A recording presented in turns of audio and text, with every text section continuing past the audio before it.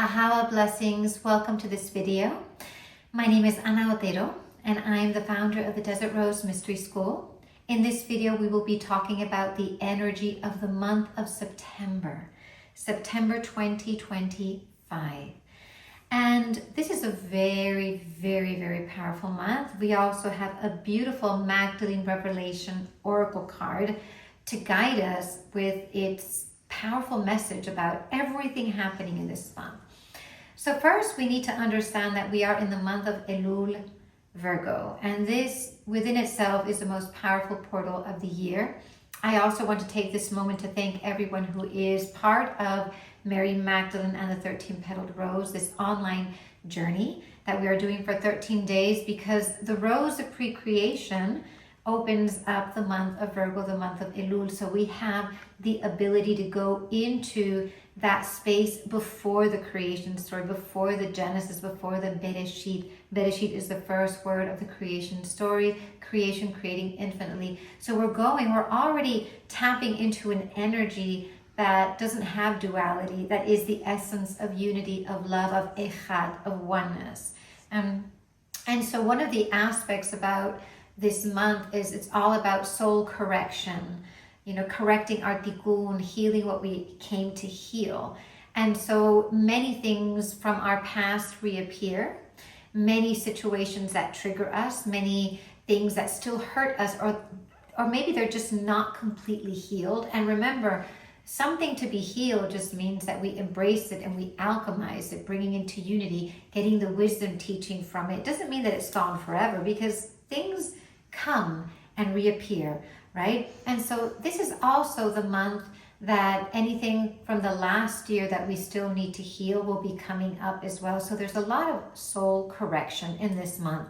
It's a very beautiful month because we already know that Virgo is an energy of cleanliness, of purity, the archetype of the priest, the priestess. It's an earth sign. It's an opportunity to be out in nature. It's an opportunity to work with oils, with herbs, and to heal our bodies, right? Because Virgo is all about taking care of the body. Virgo is about structure. It's very important to start building the foundations that we need for the new lunar year coming up. And so now that we in last week's video, I did talk about this. I just wanted to summarize it. And so this month, we've got Saturn returning into Pisces. We've got Uranus going retrograde.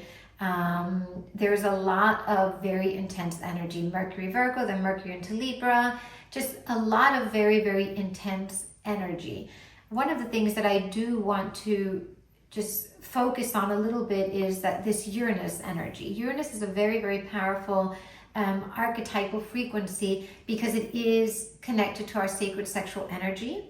It is connected to Kundalini and to movement, a lot of movement. And so when it goes retrograde, it's an opportunity for us to detox anything that has to do with energy.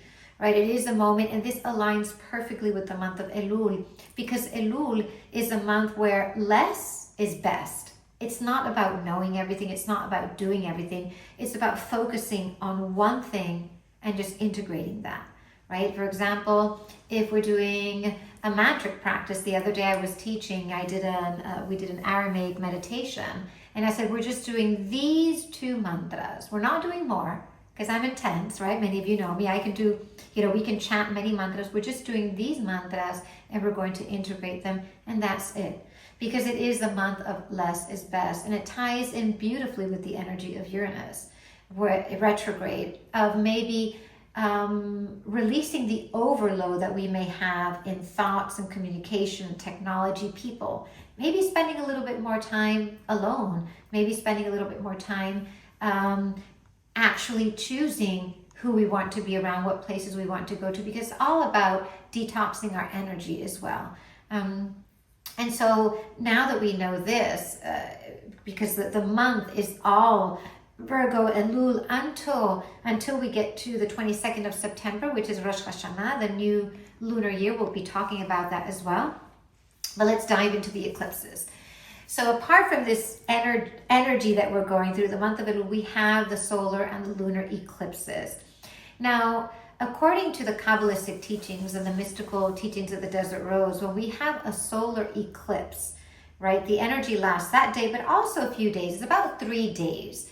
And so there is a sense of misalignment, right? It's a day that it's very easy to go into the shadow feminine, one aspect of the shadow feminine.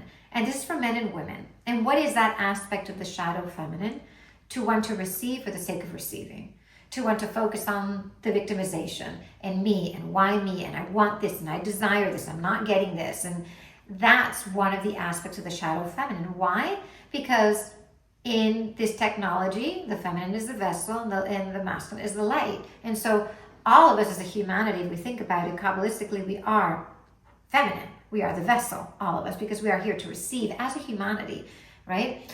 And our tendency is to know how to receive and to learn how to receive. The thing is that reception needs to be balanced with giving. And so there's this misalignment, and this shadow aspect of the feminine can appear in us, especially on a solar eclipse. And so we need to be very mindful of our wants, our desires, our needs. And if we spend this one day of the solar eclipse, I would even take it to 3, a day before, a day after, right? Just focusing on the needs of others and in serving, then we move away from that tendency, because that tendency within this energy of the month of Elul can actually create more seeding of tikkun, right? It can actually move us away from our healing. And then what happens on a lunar eclipse is that the flow of light doesn't arrive fully into the earth. There's a block, right? And what is this flow of light? This flow of light is light of creation. It's also the light of Shapha. Shapha is the outpouring of the waters of Eden, connected to the Aquarian energy, right? Which the Garden of Eden, that is the waters of the water bearer, right? Of Aquarius. So that Shapha, there isn't a lot of flow. There's a block in the light coming in. And so on a lunar eclipse, what we like to do is meditate a lot, right? Do a lot of practice, do a lot of prayer, so that we can be the light, right? We can actually be light. And anyway, in this month of Elul, Virgo, it's all about being in prayer. It's all about being in mindfulness, in soul correction, in consciousness. So we will be ready for that lunar eclipse, because we will have purified, right? We have the gift of experiencing all of this within this Virgo Elul energy. And again, this block of light, depending on what we are healing or not healing, and the blocks that we hold, can manifest in different ways within us. And so it's very important on a lunar eclipse to be in prayer, again, be in practice, be in consciousness. And so the beauty of this month is on the 22nd of September is Rosh Hashanah. Now, this beautiful portal is beyond religion, beyond dogma. I always like to say this because all of you in my community know that, I was raised Catholic completely, and I honor all religions, Christianity, Judaism, Islam, Hindus, all of them, Buddhism, all of them, all spiritual paths, because I do believe that at some point they are meant to integrate, right? And so what is happening in Rosh Hashanah this year is very, very powerful, because I've been really receiving this information and channeling this information powerfully. And so Rosh Hashanah is the new lunar year. Just as we celebrate the solar year in January, the lunar year is very, very important to celebrate, because it's all about cultivating the inner journey. And that inner journey is totally part of, and the most important part of, our soul expansion in the external world. Very, very important. And in Rosh Hashanah, which is the new lunar year, the book of life opens. And although we may connect this beautiful portal just with the Jewish tradition, because it's beyond that, right? This is the tradition of the Desert Rose. This is what Yeshua and Mary Magdalene would have honored. And this new lunar year, the book of life, your book of life, my book of life, what is written is open. And so we have an opportunity to rewrite something. And that opportunity to rewrite is everything that we're doing in this month of Elul Virgo. You still have 22 days, right? If you're watching this in the first, and if you're watching this on the 20th or the 21st of September or the 22nd, you can still do it, right? We're rewriting our history. We're rewriting our story for the new year that is happening. And we want to have joy, we want to have unity, we want to have devotion, we want to have purity, we want to have consciousness so that we can bring all of this into the new lunar year. Now, when we move from the Virgo energy into the Libra energy, because Rosh Hashanah is the new lunar year begins in the new moon in Libra. When we move from that in energy of Elul to Tishrei, something very, very powerful happens, because the stars that Mother Mary holds above her head, we see this image of Mother Mary with the stars, the crown of stars above her head, the moon under her feet. Those stars represent 12 frequencies. We know they represent the zodiacal frequencies, but also the 12 tribes. And moving beyond what we know of the 12 tribes written in the Torah, in the Bible, these 12 tribes are certain frequencies of humanity, right? And during this shift from Elul into Tishrei, from Virgo to Libra, when we celebrate the new lunar year and the book of life is open, these frequencies come through Mother Mary into our body. And these frequencies are very important because they're very sacred. They contain the absolute unity of earth, of heaven and earth. So each frequency, because a lot of times we can receive these frequencies are connected to the 12 tribes, connected to the zodiacal frequencies, and we root them in the earth. The thing is that all of them coming in are actually completely unified, which means that the frequencies hold heaven and earth together, right? And so these are frequencies of creation.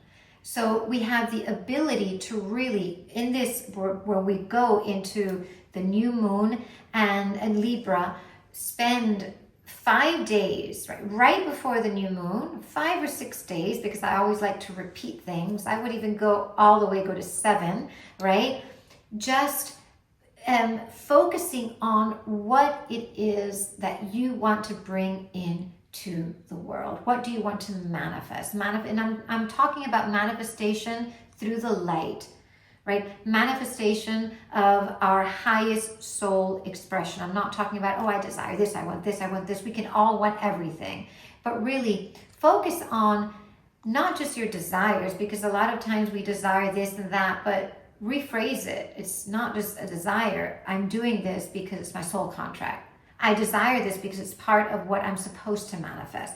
So spend, these days really focusing on what it is that you truly feel your soul is here to bring in. And it's not about the ego.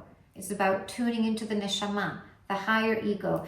It's even a great time, those 7 days, to chant Inanna. Right? Inanna, I am, and I will share the link below to one of the songs that I recorded. That was one of my favorites. And so this is a very, very powerful month, because it is an opportunity to upgrade completely. And within the teachings of Mary Magdalene, we bring something into our experience here, and it's the sensation of exile. This is the month where we understand that our exile is actually our strength, our light, our unification, and our manifestation, our power. What is exile? When we feel lost, when we feel in separation, when we feel fear, when we're not confident, right? When we're scared, when we allow inner judgment and outer judgment to control our reality and our actions and our experiences. All of that is exile. When we don't know what to do, when we feel lost. So this is the month that Mary Magdalene is actually teaching us that exile that you are feeling in this moment, that powerful challenge, is where the power is in this moment for your soul purpose and your mission. Very, very important. And so we have a card for the month, right? I do a reading every week, but today's reading is actually for the month. And the card is Rose of the New Earth. Rose of the New Earth. And if you see this card, there is a serpent, there's a Vesica Pisces at the end behind her, and she's got a golden rose in the heart. And so this card was inspired by Our Lady of Guadalupe, because the moment Our Lady of Guadalupe appeared to Juan Diego, that is when the Magdalene consciousness started to pour into the earth, right? Even though it's taking us so long to actually start to embody it.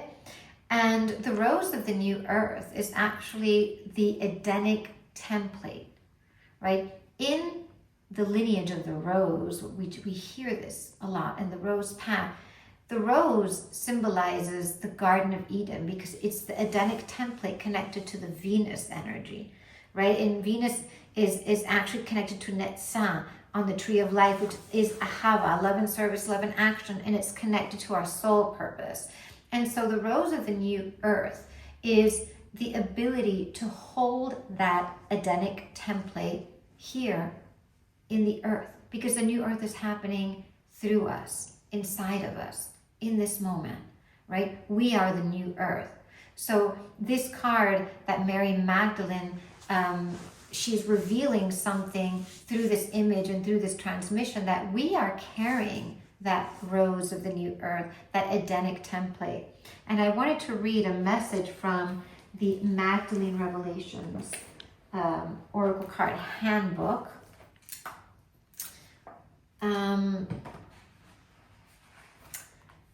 And when this card appears, we are being called to bloom, right? The Edenic template.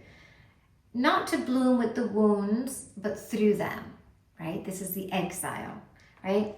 You are part of the generation of the sacred return, the embodiment of Shekhinah on the new earth.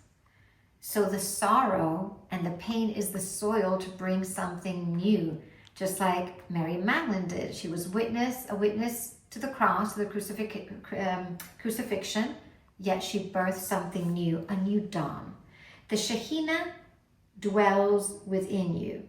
The earth is ready. You are the blessing, right? And